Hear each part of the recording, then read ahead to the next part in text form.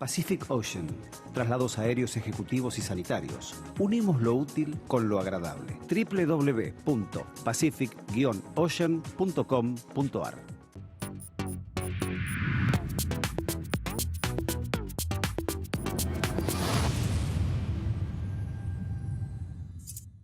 EMA Electromecánica, líder mundial en la fabricación de equipamiento de medición y maniobra para media y alta tensión, destinados a la generación, transporte y distribución de energía eléctrica.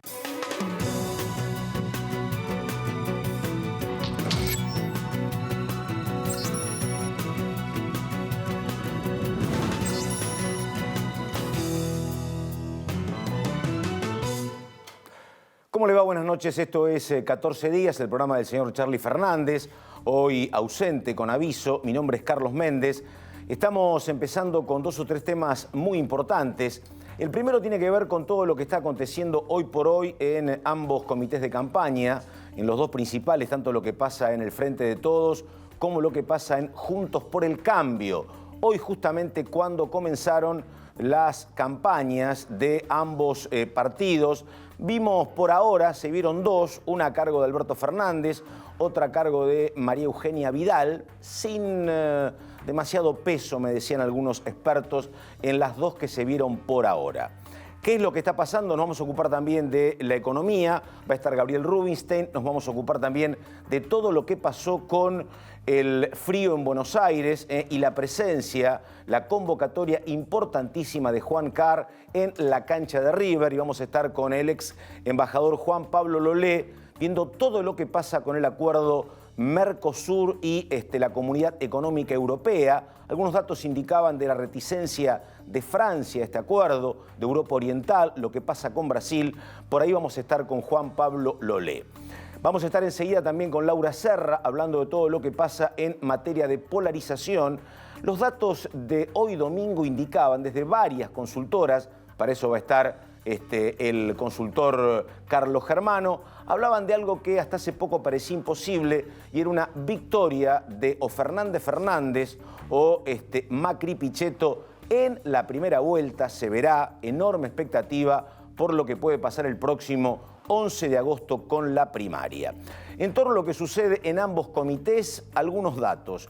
Vos hablás con la gente que está cerca de Fernández y te dice, mirá, tenemos una situación política inmejorable, más si la comparamos con el año 2015. Primero, más apoyo de gobernadores. No hay un candidato de peso en la provincia de Buenos Aires como era Felipe Solá para complicar la elección a gobernadores. Tenemos mucho respaldo de senadores. Tenemos una situación en Córdoba, te dicen que es distinta a lo que pasaba hace 4 años, pero son muy cautos en torno a lo que tiene que ver con números, porque saben que enfrentan un equipo muy aceitado, un equipo que no perdió nunca. Estamos hablando de Durán Barba y estamos hablando de Marcos Peña. ¿Qué es lo que dicen en las oficinas del gobierno? Uno habla con ellos y la verdad que hay mucha confianza. Dicen, estamos seguros de que se puede perder la PASO, pero lo vamos a remontar. Hace una semana, 10 días, no había tanta certeza como ahora de que esto se puede resolver en la primera vuelta en octubre, pero la otra cuestión son los problemas que hay en ambos campamentos.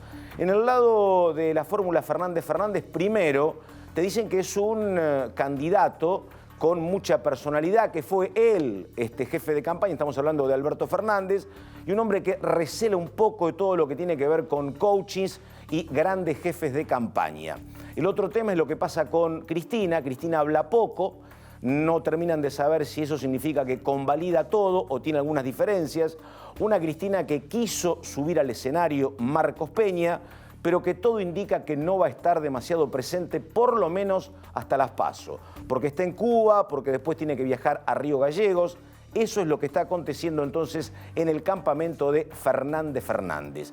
¿Qué es lo que pasa en el gobierno? En el gobierno confían mucho en todas las estrategias de campaña, pero tienen un problema, y el problema es lo que está pasando en la provincia de Buenos Aires. Cuando vos medís candidatos a gobernador, la pelea es muy pareja entre Vidal y Kicillof, pero el tema es que la boleta va colgada de lo que pasa con Macri Pichetto y de lo que pasa con Alberto y con Cristina, Y ahí la diferencia para Alberto y para Cristina es muy importante y todavía no alcanza el corte de boleta. Una cuestión que no es secundaria. ¿Qué haces con la figura del presidente con la campaña de Vidal? ¿Cuánto lo mostrás? ¿Mucho, que a lo mejor te resta? ¿Lo mostrás poco? Si lo mostrás poco, no te ayuda para la pelea de Mauricio Macri frente a Fernández Fernández. Por aquí algunas cuestiones. Lo otro, lo muy importante y que tiene que ver con la campaña, lo que está pasando en materia económica. Sigue la tranquilidad financiera, sigue la baja del dólar, bajan incluso un poco las LELIQs. No son malos datos para el gobierno, pero sí hay problemas concretos, siguen en materia de números sobre la economía real. Números que estábamos mirando, por ejemplo, datos de esta mañana, la venta de camionetas bajó un 30%, pese a la muy buena cosecha, respecto a lo que pasaba en el año 2018. Datos de la AFIP, cerraron 43 empresas por día en los últimos 4 meses. Y me tocó hablar el viernes con el titular de la Cámara Argentina de Construcción, que sigue bajando en materia de actividad y que dice, mire, la actividad privada está muy fría como siempre. Uno preguntó por la actividad pública, en la capital hay mucha obra pública y te dijo, efectivamente, eso ha andado bien, dijo el titular de la Cámara Argentina de Construcción. Pero ¿sabe qué pasa? Se está pagando con muchísima demora. 3, 4, 5 meses, y eso con estas tasas es como imposible de afrontar, por eso el sector está mal. Esto más o menos lo que tiene que ver con lo económico. Otro dato que vamos a hablar con Rubinstein, el lío que se empieza a armar respecto a lo que pasa con el cepo o no. Dice claramente Alberto Fernández y Kicillof que no va a haber cepo. La pregunta es si habrá alguna decisión a mitad de camino entre la absoluta liberación, como pasó con la gestión de este gobierno, con costos importantes, y el cepo. La pregunta es si hay en ese caso alguna avenida del medio. Y lo otro, lo último, tiene que ver con lo social, tiene que ver con lo que pasó esta semana en materia de asistencia a los sin techo. De esta cuestión, primero la palabra del jefe de gobierno de la Ciudad de Buenos Aires, Horacio Rodríguez Larreta. A ver. En la ciudad para que puedan pasar la noche. Hay 2.000 camas. Ni días como anoche con el frío que hacía se llegan a llenar, con lo cual siempre hay lugar. Hay paradores de hombres solos, de mujeres solos y de familias. Con lo cual todos tienen su lugar para pasar la noche y para eso tenemos nuestra red de asistentes sociales que se llama el VAP, para que está en la calle recorriendo, respondiendo a la gente que llama al 108 y están siempre cerca para sugerirles, porque obviamente no se lo lleva por la fuerza, ¿no? Sugerirles, invitarlos a que pasen la noche en los paradores. Muchos van. Nunca baja de 1.000, 1.200 personas en los paradores, y otro que cuesta más convencerlos. Bueno, esta es la palabra del gobierno, donde la verdad no es la primera vez en la historia argentina y menos de Buenos Aires que uno ve mucha gente en la calle. Han pasado varias administraciones, no únicamente la de Mauricio Macri o Horacio Rodríguez Larreta, y es cierto que hay mucha gente que decide no concurrir, pero también acá me parece que había otras opciones, otros caminos, más en días de temperaturas demasiado rigurosas o extremas. Por eso apareció Juan Carr con esta convocatoria en cancha de River, y esto decía el titular de la Red Solidaria. A ver. Nosotros vinimos a dar una batalla y con ustedes y con la gente, porque estábamos impactados por el frío y por las muertes en la calle, y esto, por supuesto que es minuto a minuto, pero es fabuloso. Esta batalla tremenda que contra las bajas temperaturas, seguimos dando una batalla juntos como país, como pueblos, y hasta el momento rompimos esa inercia tremenda de lo que venía pasando, y con esta movida y sobre todo con la comunicación y la gente y el Estado y la comunidad, acá estamos. Bueno, ahí está. La verdad que la primera interpretación era si tiene que aparecer Juan Carr con su enorme poder de convocatoria, si tiene que River facilitar su estadio, si tiene que convocarse allí una donación importantísima. La verdad, algo había pasado en materia de asistencia por parte del Estado, porque es un rol indelegable. Y sin embargo, me parece que habían quedado como demasiado aferrados a eso de que la gente no quiere ir. Esta es otra realidad. Y bueno, de eso vamos a hablar enseguida, entre otros temas, con Francisco Quintana. Pero dos temas que tienen que ver con la convocatoria de Juan Carr. Primero, absolutamente estéril, muestra un montón de cosas esta pelea por la cantidad de gente que hay en la calle.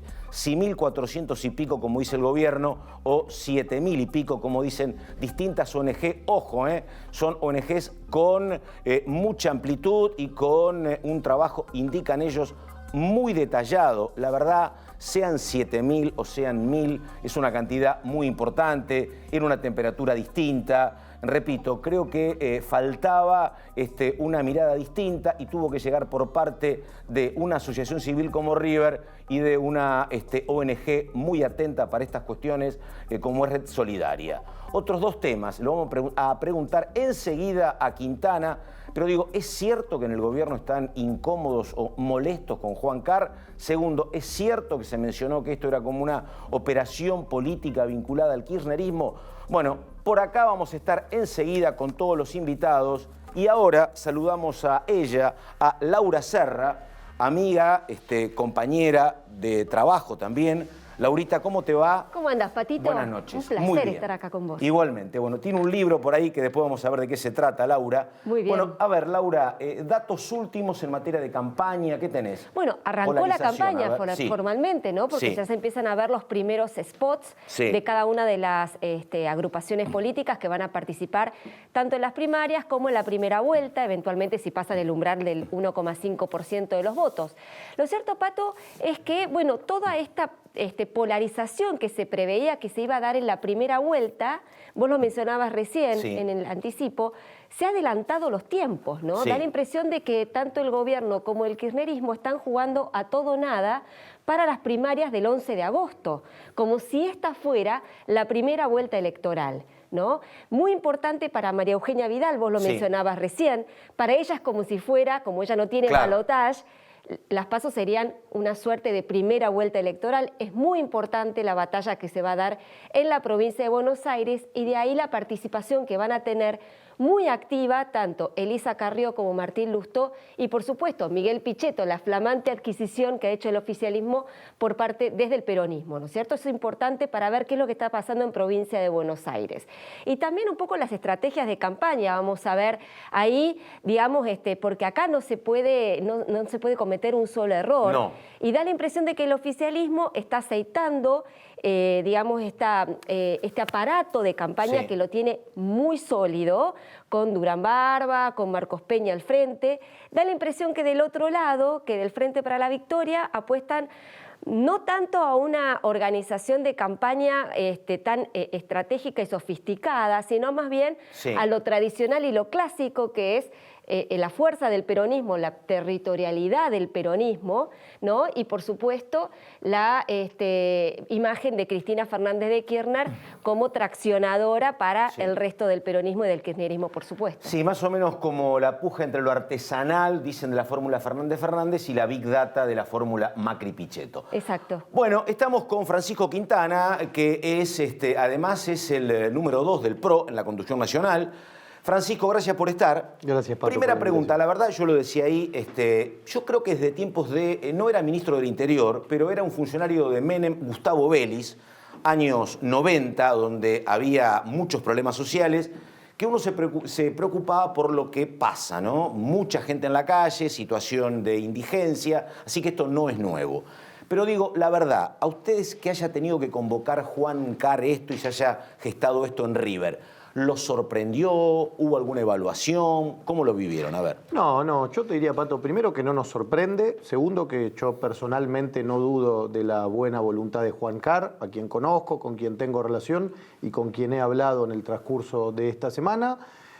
Obviamente creo que sirve para visibilizar una situación que sirve también comprometer a la ciudadanía en general. Nosotros tenemos un programa que es el Buenos Aires Presente, Sí. lo mencionaba el jefe de gobierno. Tenemos 27 paradores en toda la ciudad, tenemos más de 2.300 camas dispuestas para pasar Pero la acá noche. faltó reacción, porque yo digo, si tiene que aparecer la Red Solidaria, tiene que aparecer River, digo, debería haber aparecido el Estado antes, ¿puede ser? Pero, Pato, es que en realidad Sí. el Estado está presente. El Estado todas las noches, a través de los distintos móviles del VAP, recorre la ciudad, invita o les propone a las personas en situación de calle que pasen la noche precisamente en alguno de estos paradores, que además, como bien explicaba Horacio, son paradores para varones, para mujeres, pero también para familias. Y en todo caso, esto viene a poner en agenda un tema que la ciudad tiene presente y del cual la ciudad se ocupa, porque todas las noches salen estos móviles a recorrer la ciudad. De hecho, hay un operativo que se conoce como operativo frío que hace foco precisamente en los días de temperaturas más bajas. O sea que la acción del gobierno no tiene que ver con esta medida, sino que antecede por lejos esta medida, tal es así que este es un operativo que viene desde la gestión de Mauricio Macri. Francisco, recién Pato mencionaba que bueno, que hay índices, hay números que unos dicen hay tantos indigentes en situación de calle, otras organizaciones y voceros políticos dicen otro número. ¿Ustedes qué cifras están manejando? ¿Cuántas personas hoy están en situación de calle en la capital federal? Bueno, Laura, dos cosas. La primera, las cifras que nosotros tenemos desde la ciudad hablan de aproximadamente 1.400 personas en situación de calle. Es cierto que esos números varían según el día, según la temperatura también, con lo cual hay que ser muy cautos a la hora de manejar números. Lo que también es cierto es que así fuesen 10 o fuese una, es un tema que a la ciudad le va a seguir preocupando y es un tema del que la ciudad se va a seguir ocupando. Con lo cual, es verdad que en esta época del año, cuando las temperaturas son más bajas, y este es un invierno aparentemente particularmente duro, particularmente hostil, la ciudad va a reforzar este operativo. Lo cierto es que independientemente de los números, nosotros vamos a tener el mismo compromiso mientras encontremos una persona en situación de calle, porque está claro que es una situación indigna y que el Estado tiene que estar presente para ofrecerle una alternativa a esa persona. Francisco, cuando vos hablas con los consultores, todos están muy prestos y atentos a lo que pasa en la provincia de Buenos Aires, porque es el 40% del padrón. Y acá, como viene ganando Cambiemos en la ciudad por 3 elecciones, hay menos expectativas. Pero la verdad, ¿ustedes cómo están frente al AMES, que es un candidato distinto? ¿Qué números tienen? ¿Buenos o más o menos? Sí. En general nosotros creemos que va a haber un contundente acompañamiento. Para empezar, porque hay un claro apoyo a la gestión y a la figura del propio Horacio, ¿no? ¿Y qué imagen tiene acá Macri en Capital? No, muy buena. Te diría que probablemente es de los distritos con mejor imagen en el comparativo a nivel nacional. Creo que tiene que ver no solo con que se conoce su gestión en la ciudad, se conocen sus 8 años.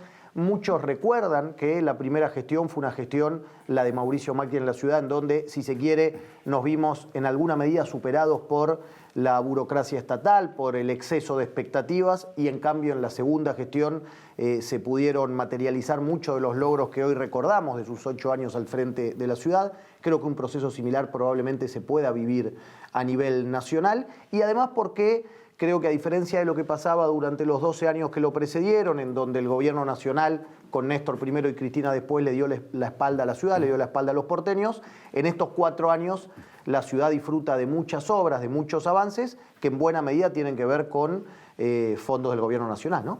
Laurita. Estábamos hablando recién con Pato sobre al parecer este adelantamiento en los tiempos en cuanto a la polarización tan extrema que estamos viviendo. Lo que se preveía que podía pasar en la primera vuelta o quizás en el balotaje parece haberse adelantado para las PASO. ¿Ustedes están haciendo la misma evaluación y qué es lo que van a hacer justamente?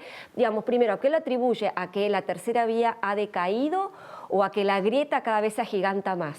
Bueno, nosotros lo atribuimos fundamentalmente a que los argentinos entienden que esta es una elección de 2 polos absolutamente opuestos, en donde no se está eligiendo solamente nombres propios, sino que se eligen modelos de entender el poder y modelos también de vivir en sociedad. Aquellos que quieran vivir en un Estado democrático, republicano, respetuoso de las instituciones, seguramente apuesten por la continuidad y por la fórmula Macri-Pichetto. En cambio, quienes quieran volver al pasado, quienes quieran un Estado autoritario que avasalla a los otros poderes del Estado, bueno, seguramente tengan en Fernández su preferencia. Y creo que eso explica que hoy en día no solo la política, sino la sociedad, que en definitiva la política es un reflejo de nuestra sociedad, se encuentre tan dividida entre esas 2 opciones. Ahora, si queremos acelerar ese proceso de recuperación del que ya se ven signos claros, es para nosotros lógico que una mayoría de los argentinos vaya a votar en las PASO y lo haga apostando por la continuidad. Así que efectivamente nosotros creemos que este proceso tiende a profundizarse. Francisco, ustedes señalan, porque aparte vi algunos spots, creo que eran de María Eugenia Vidal, hacen mucho hincapié en el tema de que hay que elegir entre un sistema republicano como este y otro más autoritario. Pregunto, en materia de campaña, Digo, ¿ustedes consideran en serio que el kirchnerismo no ha sido republicano?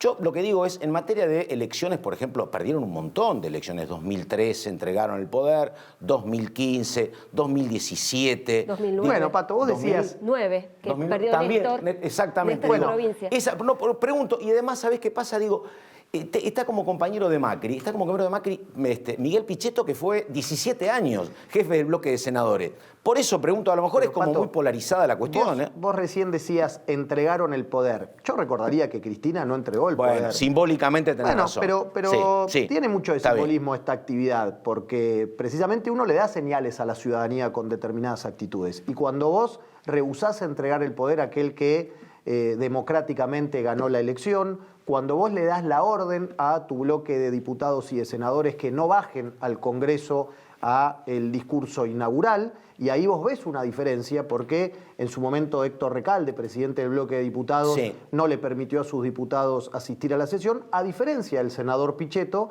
que cumpliendo con el rol institucional efectivamente se hizo presente, con lo cual nosotros creemos que desde fines del 2015 a esta parte reconocemos en el senador Pichetto una persona absolutamente institucional, absolutamente respetuosa del Poder Ejecutivo y con una actitud siempre constructiva, a diferencia de lo que pasa con buena parte del kirchnerismo. Pero además, vos fíjate, Pato, algunas declaraciones en las últimas semanas de dirigentes importantes dentro del kirchnerismo que hablan, por ejemplo, de llenar la Corte Suprema de militantes. Bueno, ese Sí, no es fue un un candidato estado. a gobernador, Bueno, sí, efectivamente, un candidato, sí, el intendente de un bueno, año ni medio. Pero, sí. pero con una aclaración, Sí. estamos hablando de un intendente, estamos hablando de un dirigente en funciones que efectivamente goza del respaldo del kirchnerismo porque va a volver a ser candidato. Bueno, ese mismo dirigente, por ejemplo, habla de llenar la Corte Suprema de militantes. Evidentemente no estamos hablando de un Estado demasiado respetuoso de la división de poderes.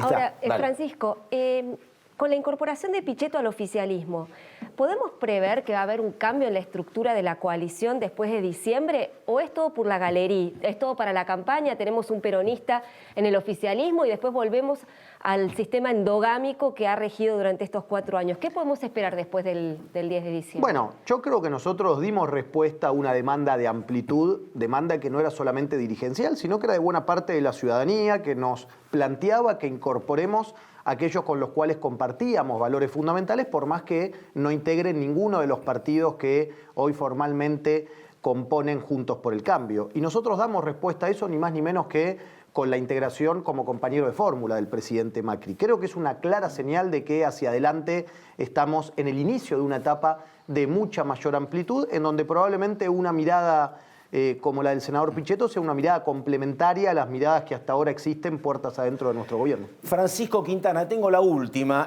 pero Laura es una especialista, escribió un libro sobre Elisa Carrió, pero esta semana o la anterior hubo declaraciones muy duras de Nicolás Massot diciendo que Carrió extorsiona al gobierno y que le tienen miedo. ¿Es así eso o no? Bueno, Laura la conoce mucho más. Yo Por lo eso. que diría, Pato, es que nosotros valoramos muchísimo el aporte de Lilita dentro de Juntos por el Cambio. Creemos que a lo No largo... extorsiona. No, pero para nada. No, todo lo contrario. Te diría que tiene una relación directa con el presidente, una relación de defensa a ultranza de la figura del presidente y de mucha comprensión también. De hecho, ella compartió desde el minuto 1 la integración de Pichetto a la fórmula. Francisco, fuiste sincero con el tema de cómo le va a Macri en capital, que le va muy bien a Macri, presidente. ¿En provincia le va mal o muy mal? No, yo te diría que le va cada vez mejor. Sí, está bien. Francisco Quintana, muchísimas gracias. Gracias a usted. Francisco, entonces, que es el secretario general del PRO, un hombre muy cercano a Marcos Peña, en plena campaña también. Se está preparando Gabriel Rubinstein. Bueno, a ver, un dato suyo, diga, Laurita, ¿qué tenés? En materia de definiciones de campaña, ¿hay alguna fundamental? No, ¿no? No, todo esto, como decía recién Francisco Sí. Quintana, ¿no? Corroboraba lo que hablábamos recién, la polarización que se acentúa con vistas a las PASO.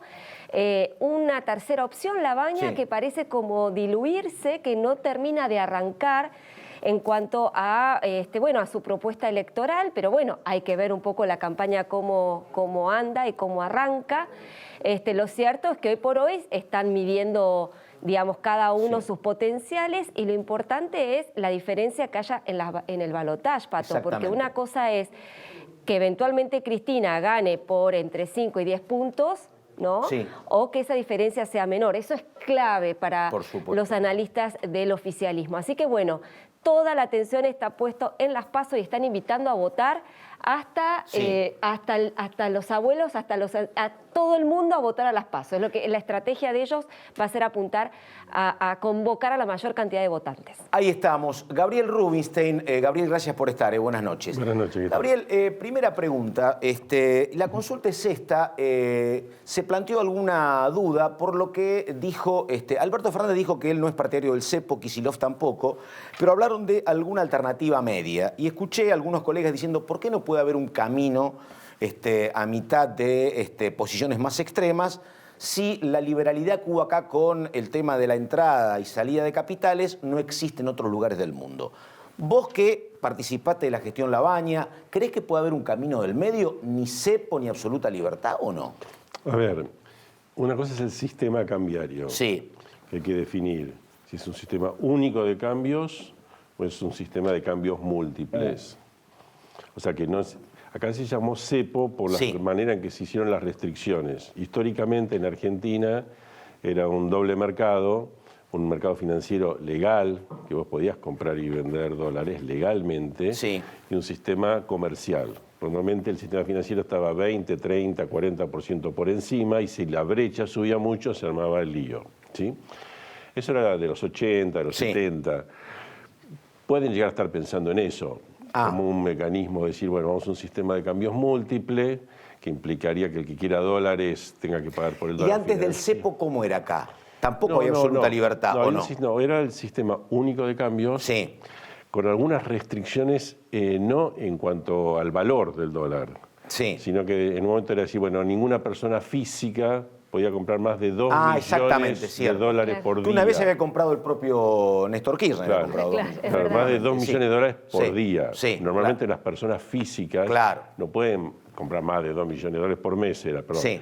Entonces, es una restricción muy relativa, muy relativa. La otra restricción que había era cuando hay euforia Sí. y entran capitales, para que evitar la entrada de capitales de muy corto plazo, ponerles un encaje, de manera que aquel que traiga dólares por menos de un año pagara Sí. un encaje. Pero eso solo cuando hay mucha Claro. euforia, que no es el caso que se está previendo, es decir, del control de capitales para que no se compren dólares ni se fuguen dólares. Es otra cosa.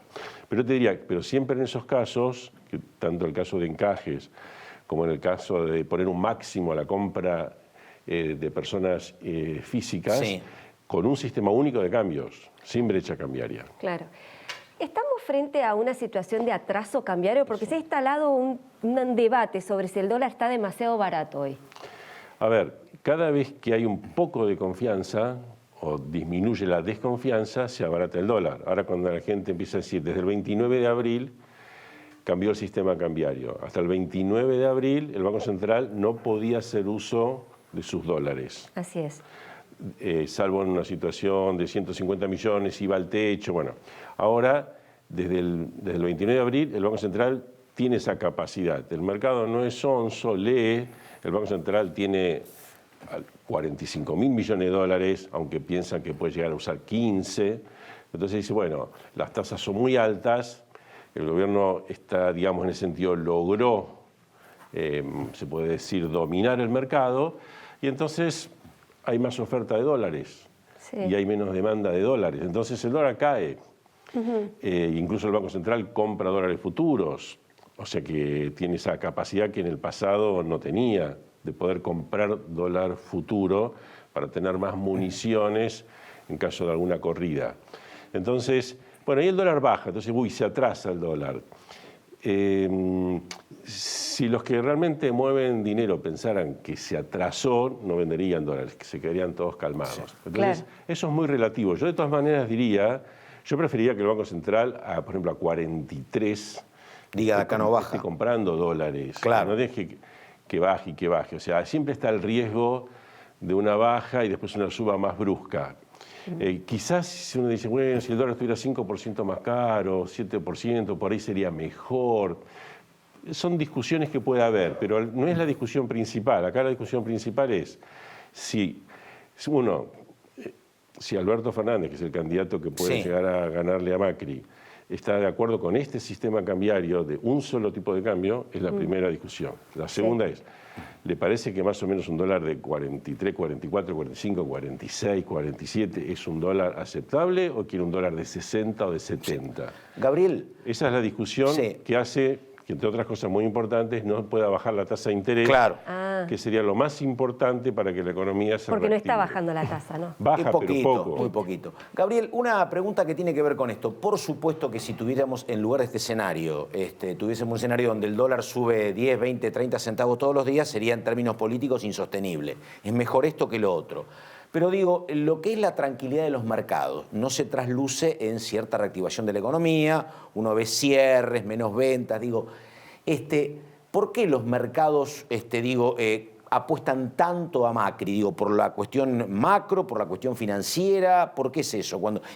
¿Y esta situación lo ayuda algo al gobierno? No lo complica, pero no sé si lo ayuda tampoco el tema económico de la economía real, ¿o no? A ver, la economía vino de un cimbronazo muy fuerte. Ahora, abril, mayo, junio, se está creando un piso más o menos que pareciera que puede ser sólido si no viene otro shock. Claro. Sí, en ese sentido, incluso cuando el dólar baja y la inflación por ahí se acomoda a 2,5%, o algo así, algunos salarios que están subiendo a veces 3 mensual, los salarios empiezan a ganarle un poquito a la inflación. Todo eso ayuda. Después de una caída importante, no es un gran rebote, es una pequeña ayuda.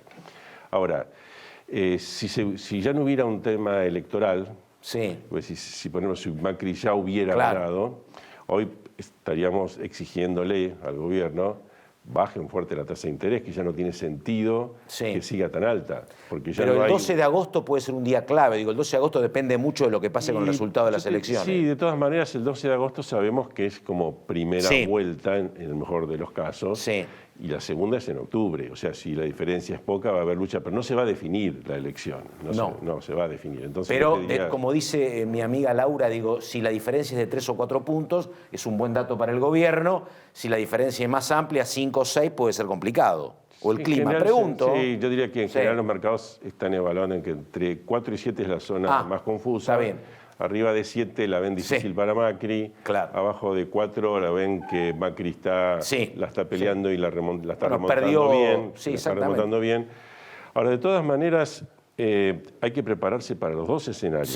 Y lo más importante, te vuelvo a decir, es que ver cuán rápido define las cosas principales Alberto Fernández. En términos de dólar, o sea, de sistema cambiario, de dólar, que eso implica la posibilidad concreta de bajar las tasas de interés, y de manejo de la deuda, si el manejo de la deuda es convincente o el manejo de la deuda no es convincente y hay riesgos de default. Esas son las cosas que los mercados están esperando que cuanto antes Alberto Fernández pueda definir. Y no sabemos si lo va a definir o lo va a definir eventualmente el día que gane, ¿no?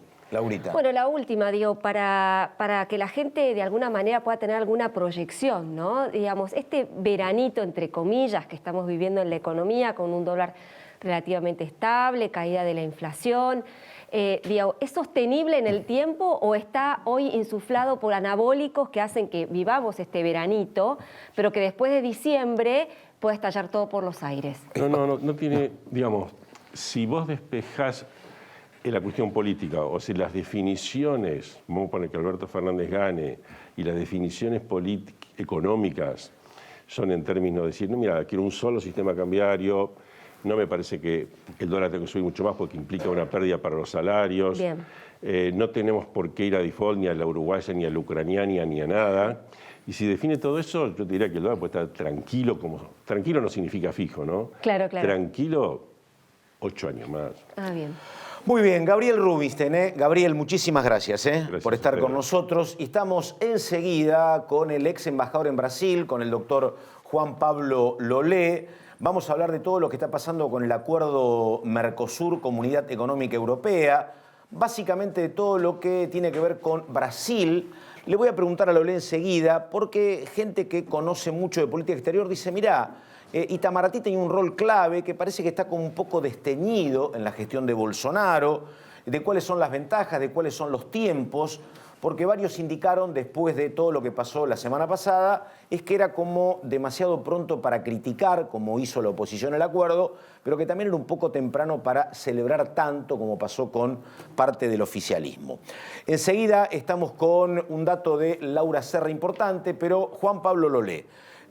Doctor, ¿cómo le va? Gracias por estar. No, muchas gracias por la invitación. Bueno, a ver, cuando se anunció el acuerdo, ¿lo sorprendió a ustedes el acuerdo Mercosur-Comunidad Económica Europea? ¿O pensó que se podía dar o dijo, no, después de 20 años esto no avanza más? No, yo creo que finalmente sorprendió que llegaran a un final. Sí. Yo creo que sorprendió incluso a los actores, si no, se hubieran producido esas escenas que se produjeron. Sí. Yo creo Las que cree, por ejemplo, cree que son escenas emotivas ciertas, cree, sí. Por supuesto, Sí. porque esto no se puede inventar. De hecho, el G20, la mejor noticia del G20 no fue otra que América del Sur, Mercosur, había acordado con Europa, y esto se reflejó en todos los niveles, y principalmente en los medios audiovisuales. Digamos, el Mercosur nunca ocupó tanto tiempo en las pantallas mundiales como, Sí. como esos días. Y esto es muy bueno para nosotros. Laurita. No, la cuestión es las asimetrías, ¿no?, que hay entre la Comunidad Europea y el Mercosur, y particularmente nuestro país, ¿no? Nuestro país, digamos, hay conciencia de que justamente hay que trabajar puertas adentro para corregir aspectos de la macroeconomía y las reformas estructurales, como de alguna manera poner en pie una economía competitiva que pueda hacer frente a un tratado de libre comercio como este? Yo le voy a responder con algo que no tiene nada que ver con su pregunta, pero va a ver qué tiene Bueno. que ver. Cuando España tiene que entrar a la Comunidad Económica Europea, Felipe González había sido candidato, ganó, era muy joven, estaba en Sevilla y va Sí. con sus 12 apóstoles a Madrid. Pero antes de eso, tiene que hacer un congreso en Toulouse, donde el Partido Socialista Obrero Español tenía que pronunciarse en un tema central, estructural. ¿Cuál era? Que no poner al marxismo como ideología política en el PSOE y que eso quedaba liberado. Primer punto, gravísimo. ¿Por qué? Porque venían de una historia donde Claro. todo eso estaba sentado a base del marxismo. Segundo punto, para entrar a la comunidad, había que adherir a la NATO, Claro. cosa que era horrible para un republicano y horrible Sí. para un socialista. ¿Por qué le respondo de esta manera? Lo de las asimetrías es cierto. Es cierto que somos una economía débil. Es cierto que macroeconómicamente no tenemos los mejores números. Es cierto que padecemos una crisis con recesión desde hace varios años.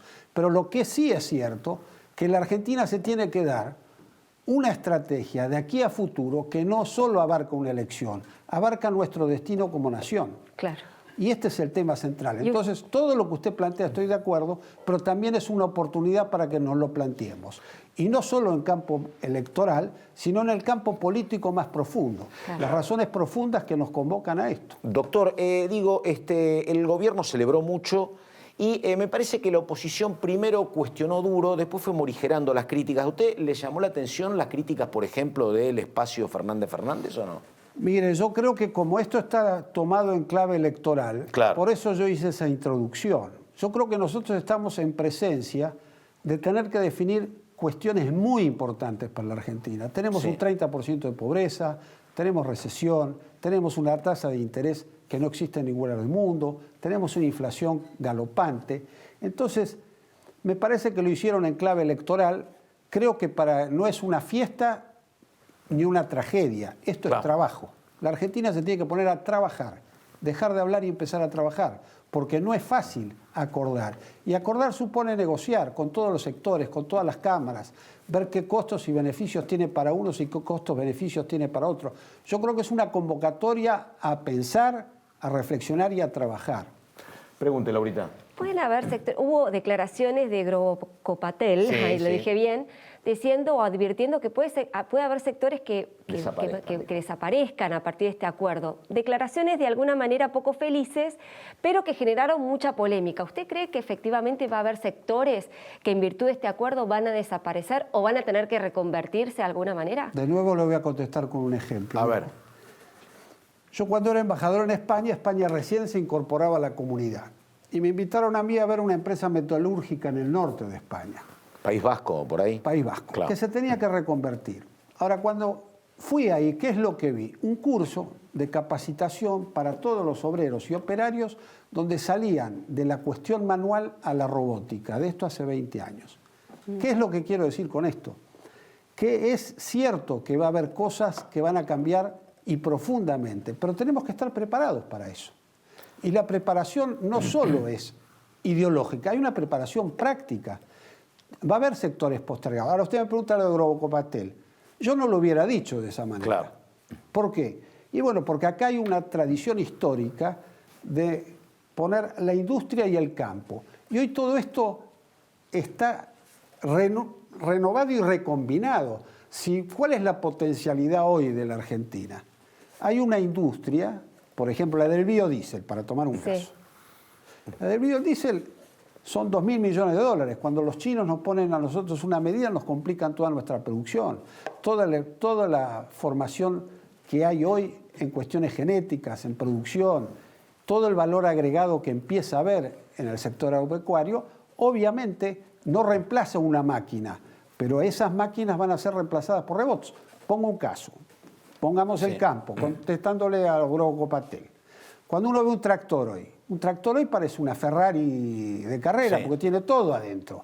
¿Cuántos obreros trabajaban a cambio de un tractor? Bueno, eso también ocurrió en el campo y el campo argentino se ha desarrollado y es competitivo. Ahora, ¿esto tiene que enfrentar la industria al campo? No, tenemos que ser una potencia agraria y una potencia industrial. Eso es lo que tenemos que buscar. Doctor, una consulta. Algunos de los escépticos con el acuerdo, que no están demasiado conformes, me mencionaban a mí que, primero, la reticencia histórica de Francia con los granjeros y también que a ellos se suman lo que son países de Europa Oriental, Polonia, Bulgaria, Hungría.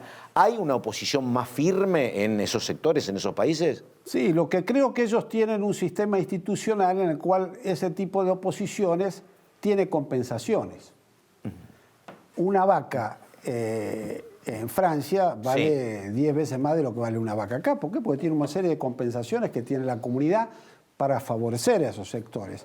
Yo creo que eso es normal. En el inicio de esta etapa me parece normal. No creo que eso sea una alarma. Me parece que va a haber otros países también que se van a oponer, como se van a oponer acá, o como se van a oponer en Brasil, en Paraguay o en Uruguay. Pero todo esto es un proceso que recién se abre. Lo que nosotros no tenemos que ver esto es como un proceso que está terminado. No, al contrario, es un proceso que recién empieza. Ahí estamos, el ex embajador Juan Pablo Lolé. Doctor, muchas gracias. No, muchas gracias y a hasta usted cualquier momento. Gracias a usted. Enseguida llega el doctor Carlos Germano con mucho número, con mucha mirada de lo que está pasando. Y antes, Laura Serra. Laurita, terminaste de escribir hace poco, lo presentaste, un libro que es la vida y obra de Lilita. Yo lo leí. Una Lilita con mucha actividad en los últimos 4 años, hay un muy buen resumen. Y además hay un montón de historias que ha generado Carrió como protagonista política.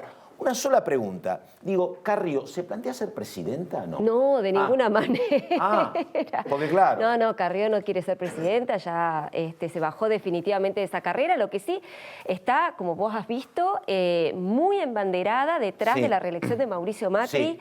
Después, bueno, de los portazos que ha dado el año pasado, fuertes encontronazos con el presidente y con algunos miembros de su elenco, entre ellos Germán Garabano, pero ahora es una de las adalides de la reelección de Mauricio Macri, básicamente, no por Mauricio Macri, te diría, sino porque no quiere que vuelva el kirchnerismo. Básicamente esa es su motivación. Ahí estamos, autora de este libro, Lilita, Laura Serra. Y estamos con Carlos Germano. Carlos, gracias por estar. Buenas noches. ¿Cómo te va? ¿Qué decís? Buenas noches. Bueno, bien, a ver, ¿viste alguno de los spots de campaña? ¿Viste alguno? Yo vi 2. Vi el de Alberto Fernández y vi el de María Eugenia Vidal. ¿Vos los viste? Sí, hoy estaba viendo el partido y en el entretiempo. ¿Tu ojo muy entrenado?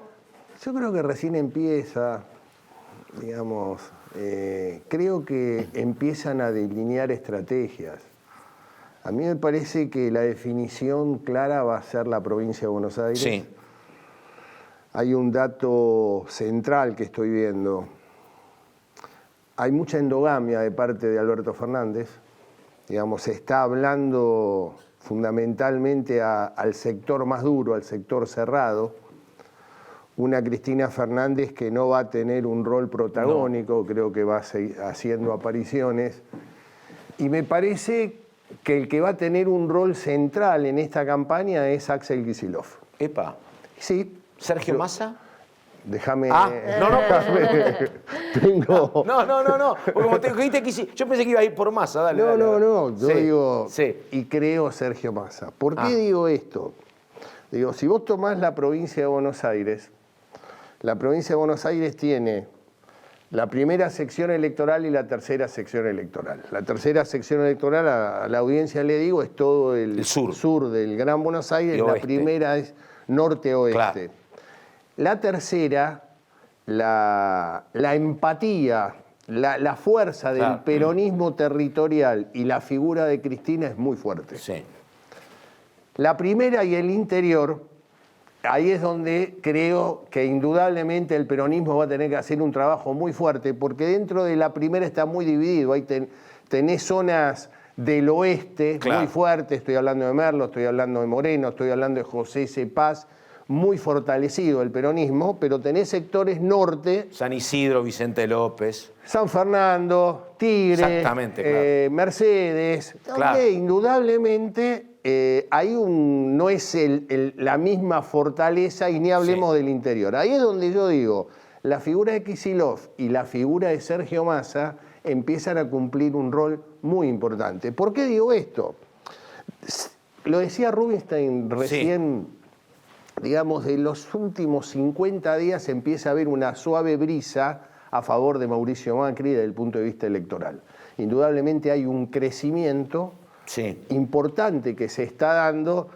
Me decían el otro día, en términos boxísticos, estaba tirado en el centro, en el ringside, y le empezaban a contar la cuenta de 10 y de pronto... Lo dijo Horacio Rodríguez Larreta el jueves. Y de pronto pegó un trompazo, se acomodó, y que indudablemente hoy está en carrera. Y ahí empieza también la figura más importante que tiene, que es María Eugenia Vidal, que si vos analizás la conformación de la lista, me parece que ya sabes, desde el punto de vista económico tiene muy poco para decir. Para mostrar. Ahora, creo que está plantada en dos ejes que van a ser centrales. Inseguridad, ahí tenés la figura de Ritondo, y corrupción, la figura de María Luján Ray. Y con el tema de la inseguridad, específicamente, creo que vas a ver mucho trabajo, y creo que en la publicidad lo estás viendo, que están destruyendo búnker de droga, el tema narcotráfico. Me parece que por ahí, por eso digo, empiezan a aparecer algunos actores que serían secundarios, pero yo los veo protagónicos, mucho más que los dos grandes protagonistas, que son Mauricio Macri y Cristina Fernández de Kirchner. Ahora, Axel Kicillof no es bonaerense, es porteño y está empezando a hacer sus primeros palotes de campaña en la provincia. Digo, es un tipo que no es conocido o demasiado conocido, creo yo, en el electorado que vos mencionabas recién, de la tercera, o quizás en el gran público bonaerense. Massa ha sido muy cuestionado en algunos sectores, digamos, por este salto en garrocha que hizo desde la oposición kirchnerista al kirchnerismo, ¿no? Digo, ¿de qué manera, por eso te escuchaba muy atentamente, de qué manera ellos pueden influir positivamente en esta campaña? ¿Cuáles van a ser cuáles son sus fortalezas, digo, teniendo en cuenta de que, digamos, corren un poco de atrás? A ver, Laura, un tema. La provincia de Buenos Aires, si tomás desde Eduardo Duhalde, 1991, gobernador de la provincia de Buenos Aires, llega un intendente, pero fundamentalmente porque lo que había pasado en el año 1988, que fue desde el punto de vista partidario, de la partidocracia, el hecho democrático más importante que tuvo la Argentina del 83 a la fecha, que fue la interna Massa... Duhalde... Cafiero Menem. Cafiero Menem. Digo, en eso, digamos, Eduardo Duhalde puede lograr ser gobernador de la provincia. Después nunca más un intendente llega. O sea, lo tenés a Rucauf, Felipe Solá, Daniel Scioli. Digamos como que la sociedad bonaerense es como que de alguna manera hay algunos temas que lo tienen asimilado. Por ahí, mirándolo desde el epicentro porteño, uno dice, ¿qué pasó? Bueno, la provincia de Buenos Aires eso me parece que ya lo tiene bastante ya le pasó cuando digerido. ya le pasó a los intendentes cuando buscaban una alternativa a Cristina en el 2017. Y vos fíjate, Laura, si hacemos memoria, siempre pasa que cuando estás por elegir el candidato del justicialismo, los intendentes dicen queremos ser, y ninguno llega. Pero aparte por otro dato, primero son muy pocos conocidos, porque no tienen, digamos, está dentro de su terruño, y después con total honestidad lo digo, muchísimos distritos del Gran Buenos Aires siguen estando muy atrasados. O sea, por más que te quieran vender, yo a veces escucho a la candidata a vicegobernadora o al diputado nacional Espinosa que te hablan de La Matanza como si fuera de un crecimiento o un modelo para exportar, y vos decís, pero no, acá hay algo que no está sucediendo. Entonces me parece, digo, lo de Kicillof, ¿por qué?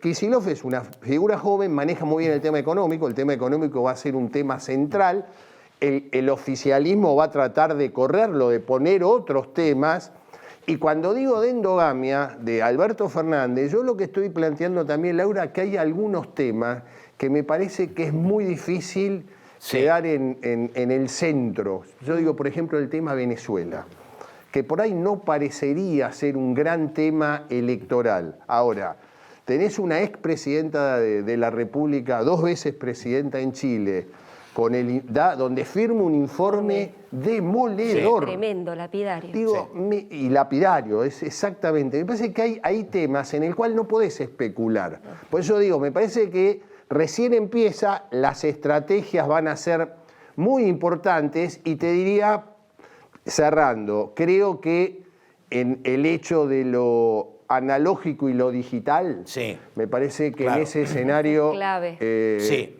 hay primacía de la fórmula. El oficialismo Durán Barba, Marcos Peña. Exactamente. Bueno, señor Germano, lamentablemente tenemos que terminar porque me queda para la próxima, digo, un tema que además es una paradoja de ambas fórmulas, digo.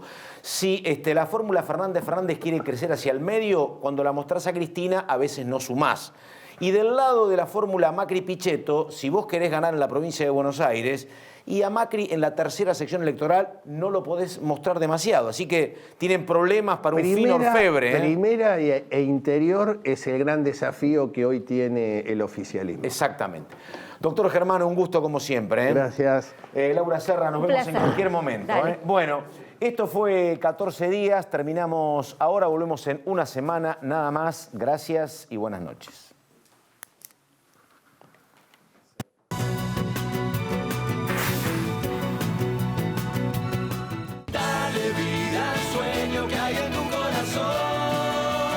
Banco Credicop Cooperativo, la banca solidaria. En Provincia ART, nuestra meta es protegerlas de todos. Ingresá en provinciaart.com.ar o llamanos al 0800-333-1278. Provincia ART, con el respaldo de Grupo Provincia. ¿Está vendiendo su empresa y necesita recuperar capital a través de sus activos? Piense solo en el especialista, Adrián Mercado. Adrián Mercado Subastas, energía humana al servicio del cliente. Vivir mejor es ley. Legislatura de la Ciudad Autónoma de Buenos Aires. El Mirasol del Puerto. Avenida Alicia Moró de Justo 202, Puerto Madero. Hay un lugar donde la cultura despierta la imaginación, donde los sabores y los afectos se encuentran. Venite a San Juan. La fuerza del campo está en el trabajo de su gente.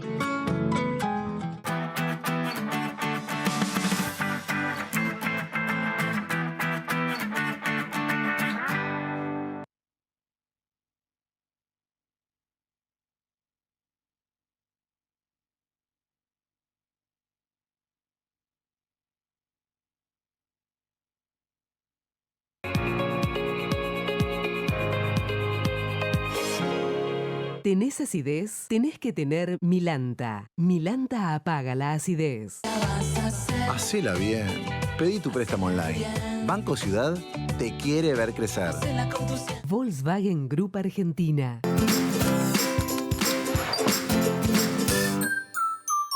La Estampa, restaurante italiano.